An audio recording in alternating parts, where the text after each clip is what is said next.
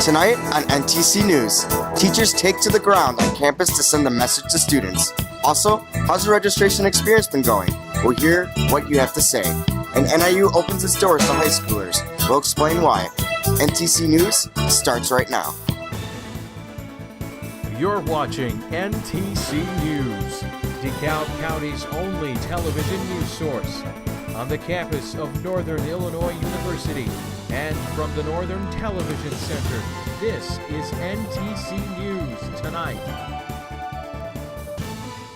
Hi everyone, I'm Alex Rodriguez. Thanks for joining us. And I'm Jordan Dene. It's Thursday, November 17th. Thanks for joining us. Colleges across the country have been voicing concerns and trying to ease fears after the election. And here at NIU, several cultural student groups are hosting a Love Trumps Hate unity demonstration tonight. I was told that the event is to unite the campus and kind of be a platform for marginalized groups to get together to voice their different issues and ailments in their communities. That way we can learn about each other and start to support each other. The students and guest speakers are expected to gather in the MLK Commons at 5 p.m. NIU Students Association is doing its part to spread love as well. This week, the Student Association started a social media campaign where students can share what they love about NIU. SA is asking students to use the hashtag OneLoveNIU on Instagram, Twitter, or Facebook to participate in the campaign. The Student Association is not the only one spreading positivity. Professors are spreading the joy too. Emmett Kane is here to tell us more. You doing all right, Emmett? I'm doing great, thank you, Alex. Teachers have started a campaign by writing words of encouragement in chalk all over campus. The administration even joined in. The writings say things like, "Be yourself," and "We love our students." The chalk writings can be found in front of Cole, Wirtz, and Revis halls. I spoke to a few students today on how they feel about the messages. Personally, I like it because I feel like it reminds the students that you can overcome things that that are happening in society, and having it written on the ground, it kind of relates to everyone and everyone can see it, so it kind of gets everyone's attention. And that I actually didn't know as the professors, but when I was walking back from one of the halls, I saw all the different things like "You're awesome" and "You can do this," and I think that's really cool, especially with finals coming up. I find it really empowering, just all the positive messages that have been scattered throughout the sidewalks, and it just makes me really happy to see everyone kind of coming together into one NIU. One of the students we spoke to said the messages made his day. Back to you guys. Northern Illinois University's Center for Black Studies held a call to action this week. Students voiced their opinions on injustice, mercy, and humanity after the presidential election. Students and faculty, including President Doug Baker, talked about grieving and how to move forward as a university. The discussion lasted 1 hour and students of all backgrounds participated. NIU is hoping to allow more students to speak their minds by opening their doors to high school students. Mitch Mayer fills us in on the newest arrivals to campus. How you doing, Mitch? I'm doing great, thanks guys. The Center for Black Studies brought out the Talented 10th today. It's a program that recruits about 50 high school students from across Illinois to experience the college life. I had the opportunity to speak with some NIU hopefuls. I enjoy it. It's I feel like I'm about to have a good experience and I'm about to learn a lot of information. I learned high school is something, but college, I'm gonna have a lot of help. Atmosphere as far as us being here now, I feel welcome, it's a place that I wanted to be anyways. And it's so ironic that my college coach, she asked me, did I want to come to the tour? And I was like, yes. And then a couple of days later, I get an acceptance letter. The hope for the Talented 10th program is that it will help increase enrollment for next school year. Back to you guys. Thanks, Mitch. Registration for the spring semester is in full force at NIU. We asked students today how they felt the process is going so far. The registration process was very, very easy. But that because I knew what classes I was going to take. If I didn't, my first semester here, I feel like it would be very difficult. If you talk to your advisors, it really helps a lot, but the process wasn't really that hard. I went to speak with my advisor, and she gave me a date to register for all of my classes.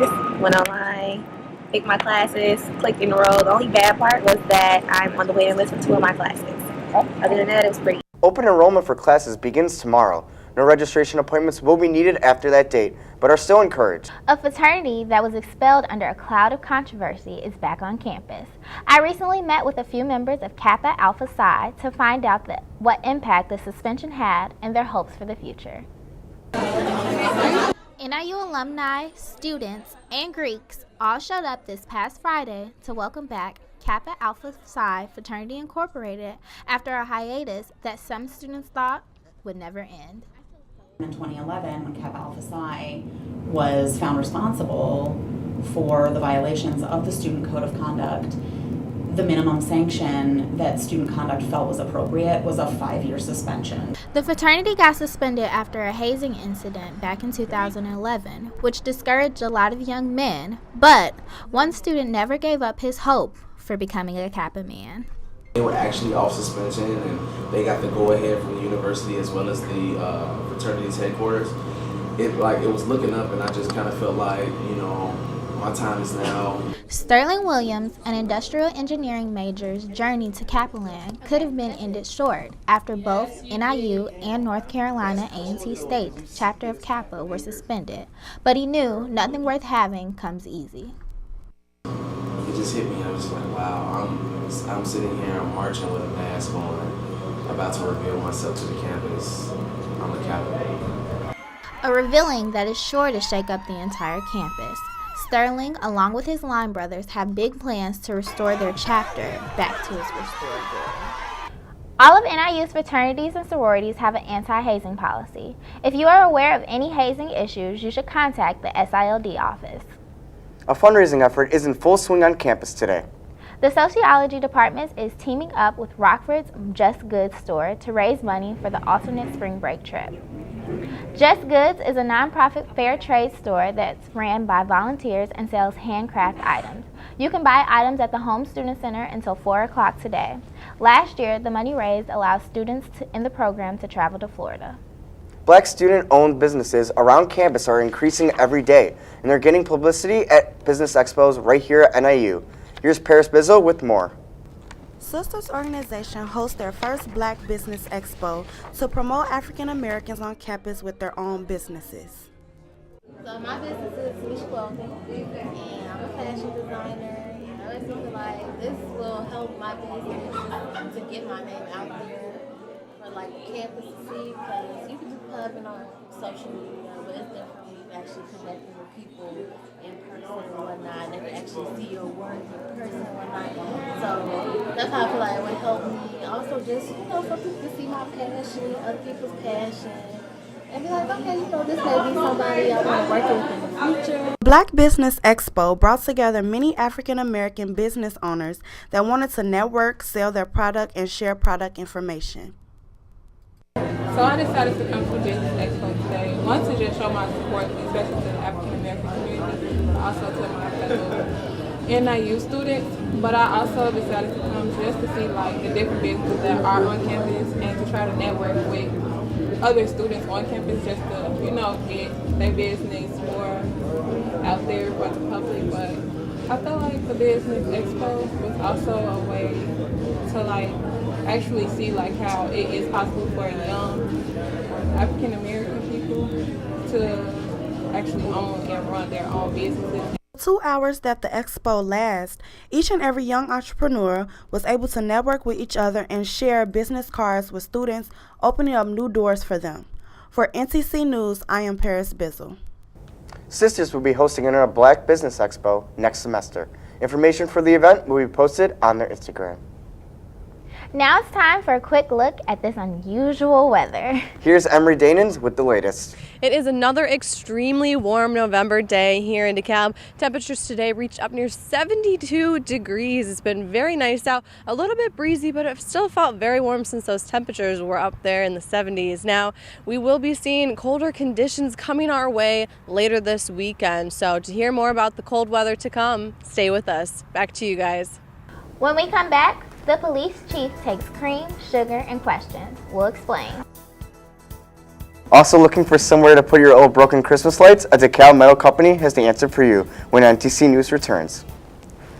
A lot about these humans. I know. I mean, check out these two. It's Flirt City over here. Yeah, I noticed that. It looks like my human is definitely into your human. Oh, look! I think she's getting his number. Nice. Your human's got some sweet moves. Takes after his dog. Oh, look, they're doing that thing where they put their arms around each other. She kicked up a leg. It's like in the movies. That's awesome. looks like we're going to be hanging out a little bit more. A DeKalb resident is claiming self-defense in the strangling death of her boyfriend earlier this week. 26-year-old Kella Moss is charged with first-degree murder after telling police that 25-year-old Brendan Brown was dead in their apartment. An autopsy found that Brown was strangled to death. The two lived together at 419 South 1st Street. Moss is being held at the DeKalb County Jail on a $5 million bond. Police are asking residents for help in their investigation of 2 burglaries in DeKalb County last week. A car was broken into in DeKalb, and a residential area in Genoa was also burglarized in broad daylight. Cash was reported stolen in both cases. There's a cash reward of up to $1,000 for anonymous callers who have any information. The DeKalb Police Department is opening dialogue with the community. Katie Brost has more on the story. If you've ever wanted to sit down with the Chief of Police, you now have a chance. Every other month, you can have coffee with DeKalb's Chief of Police, Gene Lowry. It's an event he has coined Coffee with the Chief. Anyone in the community is welcome to voice their opinion or ask any questions to the Chief or any cops who are also present. The conversations in this Coffee with the Chief forum have been beneficial. I don't know that they have resolved in a specific solution to a specific problem, but they have certainly given us guidance on how to solve certain issues with certain groups within the community or certain neighborhoods in particular. So I think that's added a lot to how we police. The latest Coffee with the Chief started off with only one community member. However, a small handful of others joined to have conversations with Chief Lowry. As far as the chief having this available is having a coffee available where we can talk to the chief one-on-one or as a group. And I think that makes a good relationship with the community when you have this offered. Chief Lowry started the event 2 years ago. Conversations and complaints have ranged from traffic problems, police programs, crime, and different issues within the neighborhoods. The benefit of the Coffee with the Chief program is for people to see not only myself but other police officers as people, and for those who wear the uniform and the badge to see people for people. The latest Coffee with the Chief was at the DeKalb Police Station on Lincoln Highway. Free coffee and refreshments were available. For NTC News, I'm Katie Brost. Watch for updates on the next Coffee with the Chief event on DeKalb Police Department's Facebook and DeKalbCountyOnline.com. 2 local gas station clerks have been cited for selling tobacco to minors. Tobacco products were sold to an underage informant at both 7-Eleven and Amoco. The penalty for selling tobacco to minors is a $350 to $750 fine. Police found that only 2 of 27 local retailers were caught violating the ordinance. While police are cracking down on underage smoking, the DeKalb community is coming together today to highlight the benefits of quitting smoking. The Great American Smoke Out is an annual event encouraging smokers to quit for the day and make a long-term plan to kick the habit. Eligible DeKalb County residents can receive 2 weeks of nicotine replacement therapy patches at no cost. The County Health Department urges smokers to call the Illinois Tobacco Quit line at 866-784-8937. Don't throw out those broken Christmas lights this holiday season. Residents can drop off string lights and extension cords at a number of DeKalb area locations. The Health Department is partnering with DeKalb Metal Company to have the lights recycled. Last year, they collected 3,000 pounds of lights. It's that time of year again, mating season. That means drivers need to keep their eyes open for deer on the road. Almost 50% of crashes involving deer happen in October, November, and December. If you do hit a deer, pull over and turn on your hazard lights. Make sure to call 911. We've been pretty lucky this fall with mild weather. So Emery, is this nice weather going to stay, or are we going to have to break out our winter coats? Well, Friday is still going to be pretty nice. Not as nice as today, but it will be nice. But then this weekend, we are going to have to bust out those winter jackets as it's going to get a lot colder. But let's take a second to appreciate the warm weather we've had today. It's been so nice out there today. High temperatures today reached up in the 70s. We probably are breaking records. That record of 68 was set in 1971, so it's been quite a while. We're about 30 degrees above average for this time of year. I know I've certainly been enjoying this lovely weather now. If you were outside today, again, mostly clear skies, a little bit of cirrus clouds out there, but we had very windy conditions, gusting to about 31 miles per hour. So very breezy out there, but it definitely felt pretty nice out, especially since those winds are coming from the south, bringing warmer temperatures our way. Now, again, that's going to be changing. So let's take a look at the larger scale to see what we have going on.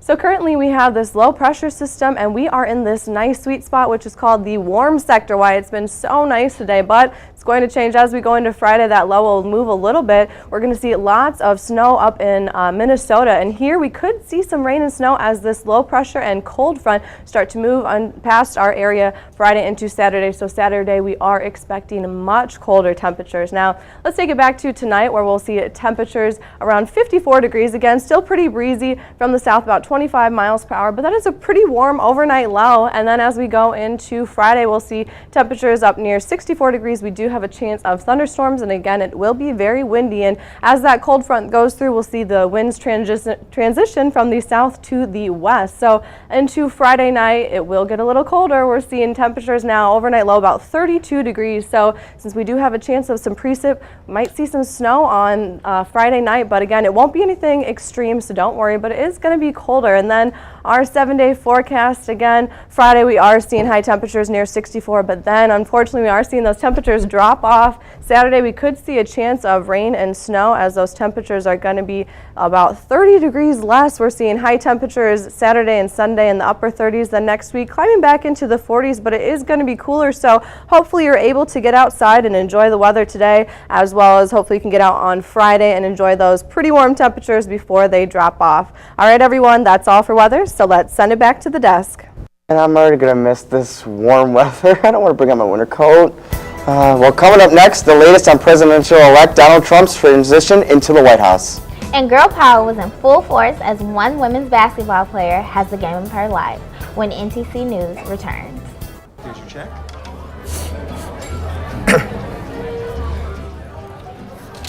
Oh, you got it. You know, since I got rid of my car, I really enjoy walking. Okay. God, no. Getting pulled over for buzz driving could cost you around $10,000 in fines, legal fees, and increased insurance rates. Oh, you're home early.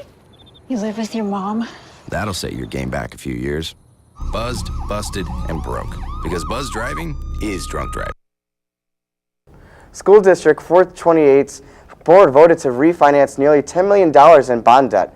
The board has spent $140,000 hiring an outside company to aid in the restructuring.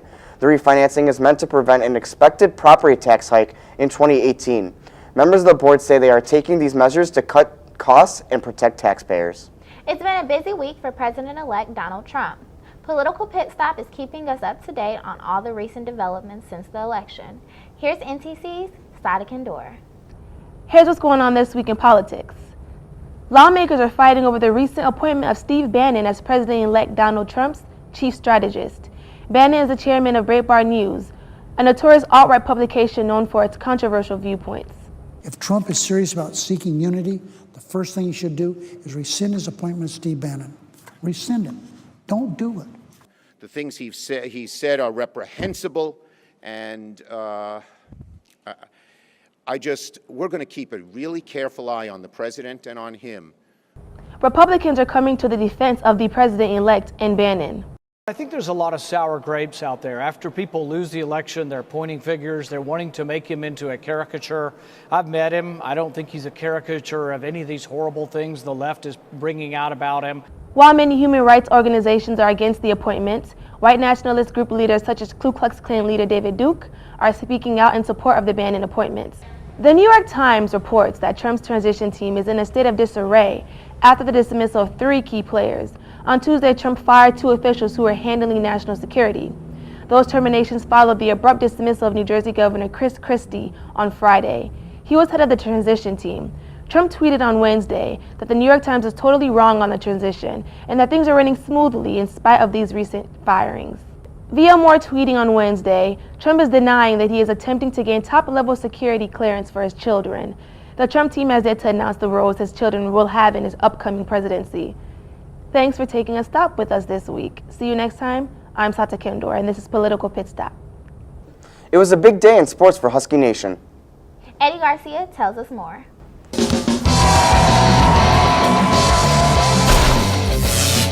Thanks, Jordan. The big topic of the day, overtime.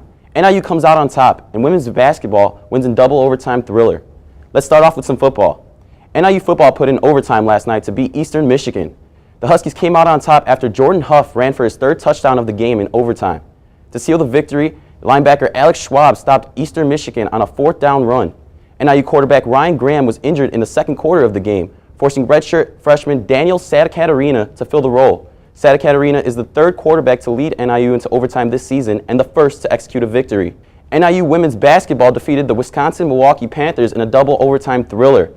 Senior guard Allie Lehman carried the women's team to their 2nd victory of the season as she scored a career-high 48 points and 21 rebounds. Freshman guard Janae Poizon had 2 key 3-point baskets in the 2nd overtime as she shot 67% from behind the arc. The women's team relied on their stamina throughout the game as 4 Huskies played over 40 minutes to complete the overtime victory 114-104. The women's team looks to continue their winning streak this Saturday against the Western Illinois Leathernecks. NIU's men's basketball team remains undefeated with a 63-49 win over Idaho Vandals last night. The Huskies were tied at halftime and Idaho led by 1 point in the first 2 minutes of the second half before the Huskies gained the lead. Sophomore guard Latewan Porter led the Huskies on offense. Porter finished with 12 points, 2 rebounds, and 3 steals. 2 other Huskies finished with double-digit points as center Marin Marich added 11 points and forward Levi Bradley had 10 points. NIU will hit the road for the first time Saturday to play Cal State Norridge. The matchups are set for the MAC volleyball tournament here at the Convocation Center. The tournament starts today with number 8 Western Michigan taking on number 5 Ball State, and number 7 Kent State taking on number 6 Toledo. The regular season co-champs, NIU Huskies, are the number 2 seed in the tournament and will be patiently waiting for their opponent on Saturday. Huskies are the early favorites to win it all. We are now headed to Canada where the Blackhawks took on the Jets in divisional play. The Hawks were shut out as they couldn't put anything into the net against goalie Connor Hellebuck. Winnipeg's Chris Thorborn, Patrick Launay, and Nick Patan lit up Corey Crawford in the 3rd period with 3 goals. The Hawks lost 4-0. They still lead the West with a record of 11-4-2 with 24 points. They will play ex-Blackhawk Michael Froelich and the Calgary Flames tonight at 8 p.m. The Chicago Bulls defeated the Portland Trailblazers in a blowout. The Bulls got an early lead and never let up. Dwayne Wade finished with 19 points and 5 assists with 5 rebounds. Jimmy Butler had 27 points with 5 assists and 12 rebounds. He also went 100% from the free throw line, scoring an outstanding 8 for 8 from the line. The Bulls go on to win with 113-88 and improve to 7-4. They will face off against Gordon Hayward and the Utah Jazz tonight at 9:30. A special segment of Leader of the Pack airs tonight on Channel 14 with NTC reporters TJ Hopkins, Alex Isom, and Julian Nunnery. Leader of the Pack highlights exceptional athletes whose work on and off the field makes them stand out. Watch tonight to catch up on the newest Leader of the Pack stories. That is all for NTC Sports. I'm Eddie Garcia. Let's head back to the desk. Thanks, Eddie. Watching football with a turkey leg and stuffing might be what you have planned for Thanksgiving. But we hit the campus to find out what other students are looking forward to. Here's what they had to say. Thanksgiving this year, me and my family are going down to Atlanta to visit my aunt. Pretty much, enjoy the family time down there. Thanksgiving this year, and usually every year, just go home, hang out with my family. My grandma usually makes a big dinner for everybody. And this year, I'm gonna kick it with the bros beforehand. But that's all I'm doing this year. I feel like the importance of Thanksgiving is the fellowship among family and friends, kind of being able to come together, be united. Like all the turkey and like all the family and like my family like sits around the table and just like says what they're thankful for, and it's just like really cool, and I like it. Hey Jordan, what's your favorite Thanksgiving dish? I'm a dressing type of girl. You're dressing? Yeah. Ooh, I got me to have some turkey. NTC News Tonight is produced and directed by students here at Northern Illinois University. For more on NTC News, look us up and like us on Facebook, and you can also check out our website. We want to thank you all for being with us. Thanks for watching. Goodbye, everyone.